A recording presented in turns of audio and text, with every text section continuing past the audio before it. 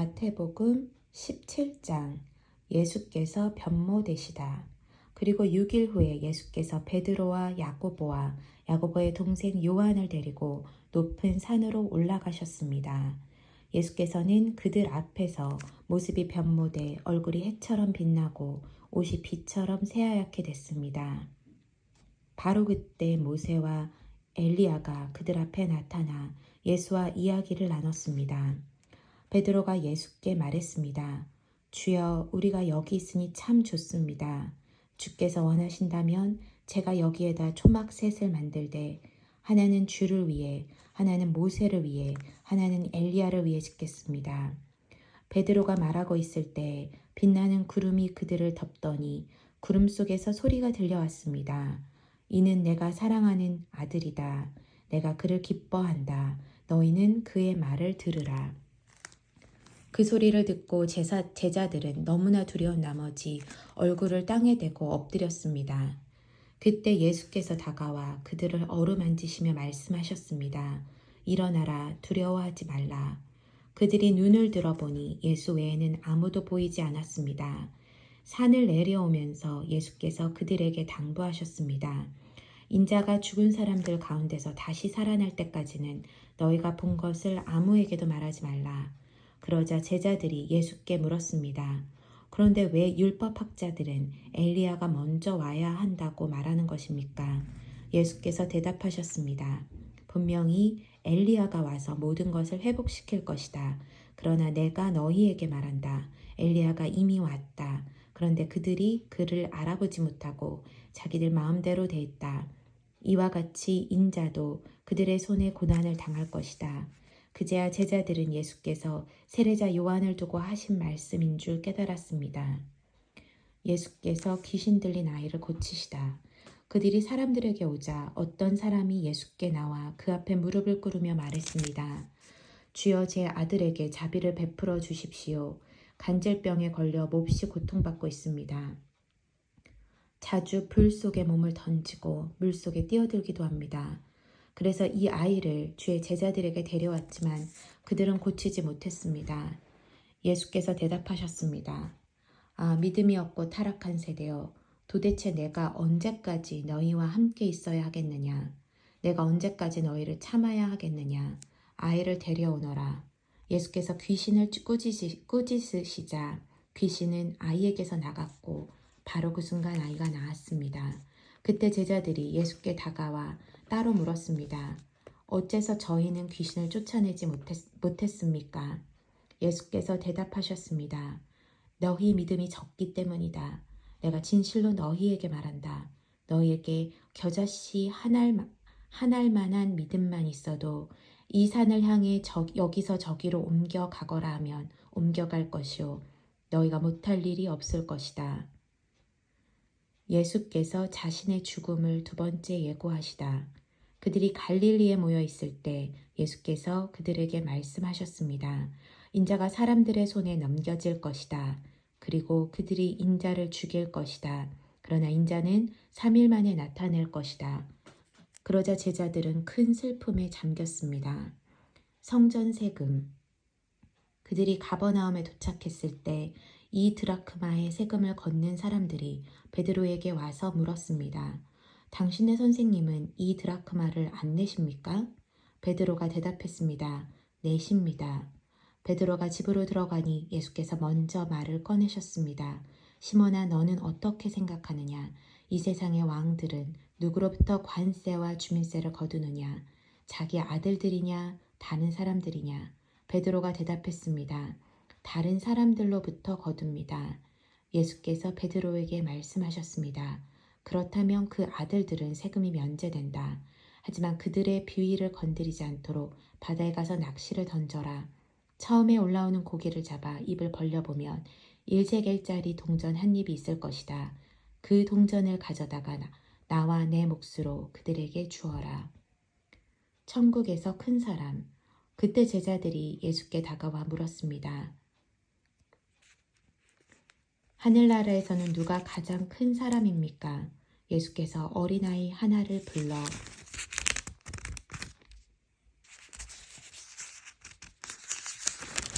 제자들 가운데 세우고 말씀하셨습니다. 내가 진실로 너희에게 말한다. 너희가 변화되 어린 아이들처럼 되지 않으면 결코 하늘나라에 들어갈 수 없을 것이다. 그러므로 누구든지 이 어린아이와 같이 자신을 낮추는 사람이 하늘나라에서 가장 큰 사람이다. 또 누구든지 내 이름으로 이런 어린아이 하나를 영접하면 나를 영접하는 것이다. 넘어지게 하는 일, 누구든지 나를 믿는 이런 어린아이 가운데 한 명이라도 죄를 짓게 하는 사람은 큰 맷돌을 목에 달아 깊은 바다에 빠뜨려지는 편이 차라리 나을 것이다. 사람들을 넘어지게 하는 일 때문에 이 세상에 화가 있다. 넘어지게 하는 일이 없을 수는 없으나 넘어지게 하는 걸림돌과 같은 사람에게는 화가 있을 것이다. 내 손이나 내 발이 너를 죄짓게 하거든 잘라내버려라. 두 손 두 발 다 가지고 영원히 타는 불 속에 던져지느니 불구자나 장애인으로 생명에 들어가는 것이 낫다. 내 눈이 너를 죄짓게 하거든 빼내버려라. 두 눈을 가지고 지옥불 속에 던져지느니 한 눈만 가지고 생명에 들어가는 것이 낫다. 이른 양의 비유. 이 작은 사람들 가운데 한 명이라도 업신여기지 않도록 조심하라. 내가 너희에게 말한다. 하늘에서 그들의 천사들이 하늘에 계신 내 아버지의 얼굴을 항상 뵙고 있다. 너희는 어떻게 생각하느냐? 양 100마리를 가진 사람이 있는데 그 가운데 한 마리가 길을 잃었다고 하면 그가 99마리를 산에 두고 가서 길 잃은 그 양을 찾아다니지 않겠느냐? 내가 진실로 너희에게 말한다. 만약 그 양을 찾게 되면 그는 길을 잃지 않은 99마리 양보다 오히려 그 한 마리 양 때문에 더욱 기뻐할 것이다. 이와 같이 이 어린아이 중 한 명이라도 잃는 것은 하늘에 계신 너희 아버지의 뜻이 아니다. 교회 안에서 죄를 다루는 법. 만일 내 형제가 내게 죄를 짓거든 가서 단둘이 있는 자리에서 잘못을 지적해 주어라. 그가 내 말을 들으면 너는 내 형제를 얻는 것이다. 그러나 만일 네 말을 듣지 않으면 그가 하는 모든 말에 두세 사람의 증언을 얻기 위해 한두 사람을 데리고 가거라. 그러나 만일 그가 그들의 말도 거부하면 교회에 말하여라. 교회의 말조차 듣지 않으면 너는 그를 이방 사람이나 세리처럼 여겨라. 내가 진실로 너희에게 말한다.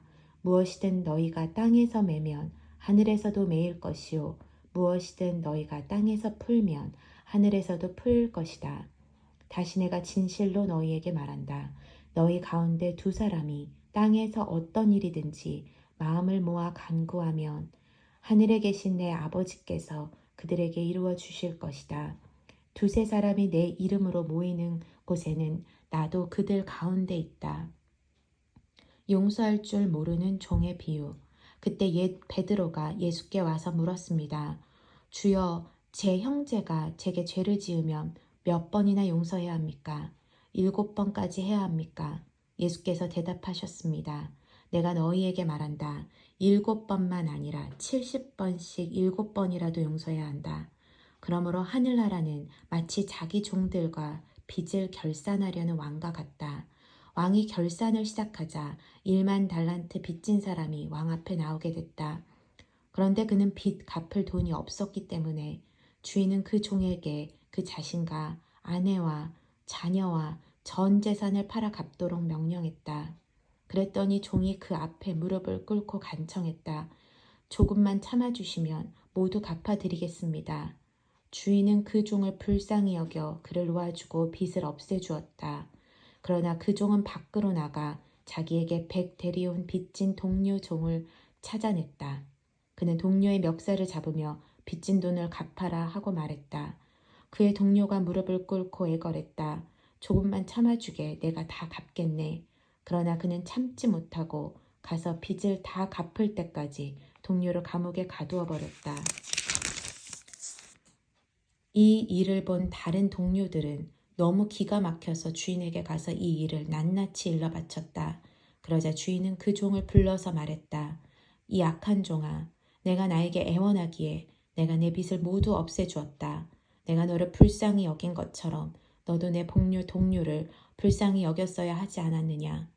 그 주인은 화가 나서 그 종을 감옥 관리들에게 넘겨주며 빚진 것을 다 갚을 때까지 감옥에 가뒀다. 만일 너희가 진심으로 자기 형제를 용서하지 않는다면 하늘에 계신 내 아버지께서도 너희에게 이와 같이 행할 것이다.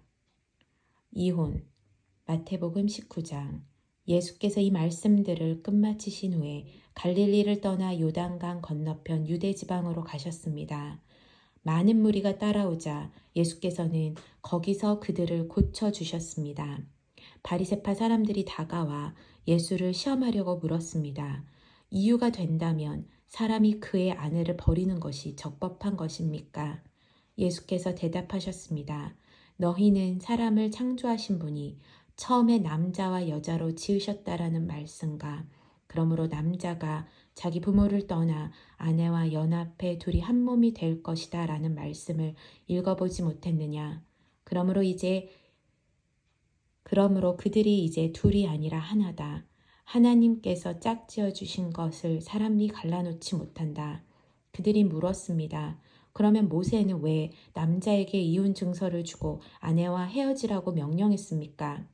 예수께서 대답하셨습니다. 모세가 이혼을 허락한 것은 너희 마음이 완악하기 때문이다. 그러나 원래는 그렇지 않았다. 내가 너희에게 말한다. 누구든지 음행한 경우를 제외하고 아내와 이혼하고 다른 여자와 결혼하는 사람은 간음하는 것이다. 제자들이 예수께 말했습니다. 만일 남편과 아내의 관계가 그런 것이라면 차라리 결혼하지 않는 게 좋겠습니다. 예수께서 대답하셨습니다. 모든 사람이 이 말을 받아들일 수는 없다. 오로지 하나님께서 허락하신 사람들만 받아들인다. 모태에서부터 고자로 태어난 사람도 있고 다른 사람이 고자로 만들어서 고자가 된 사람도 있고 또 하늘나라를 위해 스스로 고자가 된 사람도 있다. 이 말을 받아들일 수 있는 사람은 받아들이라.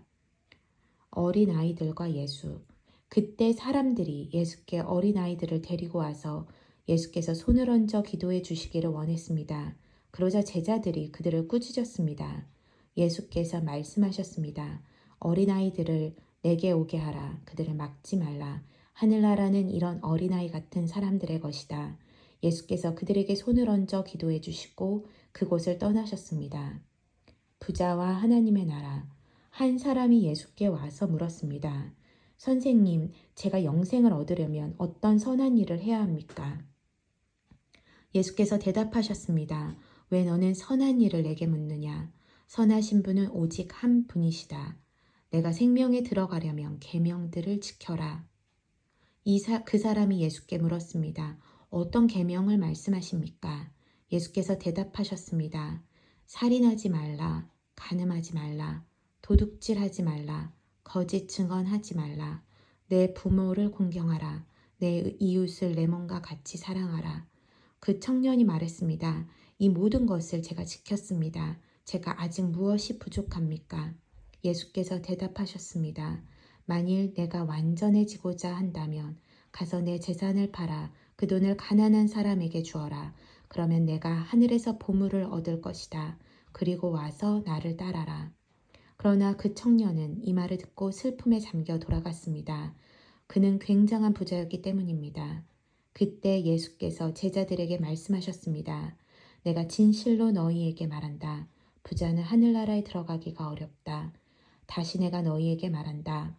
낙타가 바늘귀로 들어가는 것이 부자가 하늘나라에 들어가는 것보다 쉽다. 제자들은 이 말씀을 듣고 매우 놀라 물었습니다.